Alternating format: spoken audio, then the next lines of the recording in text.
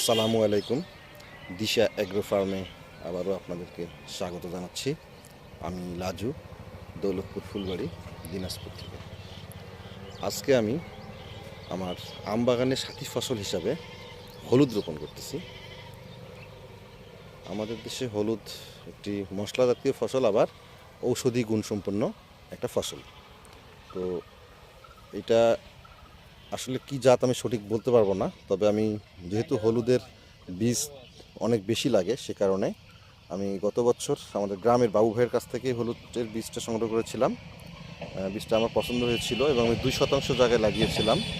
তো আমার 2% জায়গাতে মোটামুটি কাঁচা হলুদ 7.5 মণ হয়েছিল।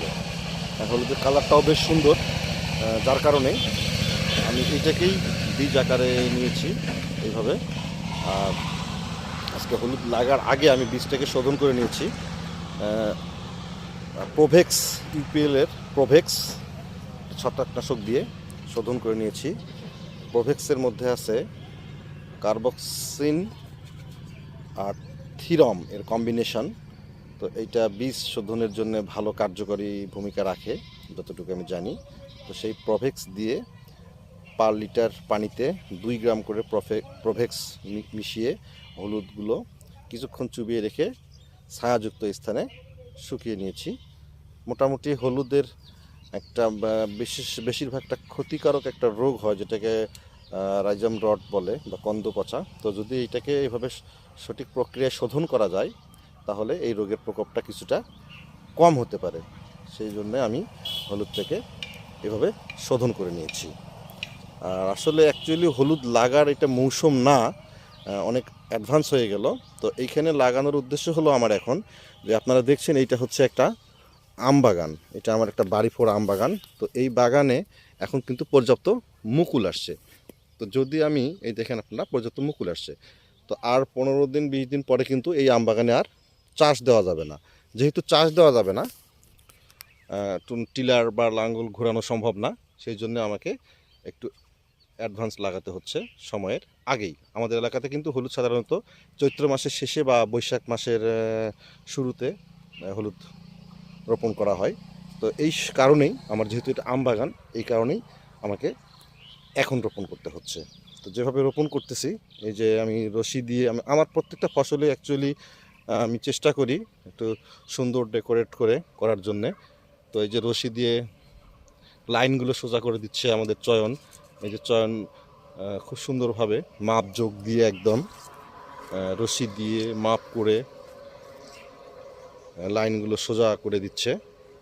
বেশ যত্ন সহকারেই করছে চয়ন এই কাজটি। এই যে, আর এদিকে আবার একটা লাঙ্গল দিয়ে সেটাকে পিলে করে দিচ্ছে, যেটাকে আমরা দাঁড় টানা বলি। এটা হচ্ছে আমাদের খারেজুল। এই যে লাঙ্গল দিয়ে পিলে করে দিচ্ছে এইভাবে, জাস্ট এইভাবে। তো এই পিলের মধ্যে সেই হলুদগুলো লাগানো হয়। এইভাবে লাঙ্গল দিয়ে বেশ লাইন করে খারেজুল পিলে করে দিচ্ছে। আর হলুদের চারাগুলো সাধারণত হলুদের যে বীজগুলো, সেই বীজগুলো আমাদের হাঁচান, যে সুন্দরভাবে একটা একটা করে গ্যাপ মেনটেন করে মোটামুটি সুন্দরভাবে এই বীজগুলো রোপণ করে দিচ্ছেন। আর এদিকে আমাদের আনোয়ার হচ্ছে সেই রোপণ করা বীজগুলো মাটি দিয়ে আবার ঢেকে দিচ্ছে। এই যে আনোয়ার অবশ্য ওজন কম, মাটিতে কি পরিমাণ প্রেসার পাচ্ছে জানি না। আনোয়ারের ওজন কম, তারপরেও আনোয়ার এভাবে মাটি দিয়ে ঢেকে দিচ্ছে। তো মোটামুটি চেষ্টা করছি আমি সুন্দরভাবে লাইন সোজা করে একটা ওয়েল ডেকোরেট করে এটা করার জন্যে। আসলে হলুদ কতটুকু হবে, কীভাবে হবে জানি না, তবে হলুদ সম্পর্কে আমার ততটা ধারণা নেই, আমি কৃষিতে নতুন। তারপরেও আমি চেষ্টা করছি আপনাদেরকে জানানোর, যেহেতু এটা একটা সাথী ফসল। আমার এই আম বাগানের এই জায়গাটা অযথা ঘাস হবে, এটা পড়ে থাকবে, সেটাতে আমি কাজে লাগানোর চেষ্টা করতেছি। তো এই বীজটা আমার আসলে সংগ্রহ করা বীজ আমাদের গ্রামের, এটা আগেই বলেছি আপনাদেরকে। জাতটা আমার কাছে মোটামুটি ভালো মনে হয়েছে এবং ফলনও ভালো ছিল, এবং 2% যেহেতু আমার 7.5 মণ ফলন হয়েছিল। তো এই হলুদ পরবর্তীতে হলুদের পরবর্তী পরিচর্যা এবং হলুদের যে সব ব্যবস্থাপনা নিতে হয় সেগুলো আমি আপনাদেরকে জানানোর চেষ্টা করব। তো এই হলো আজকে আমার আমবাগানে হলুদ চাষ।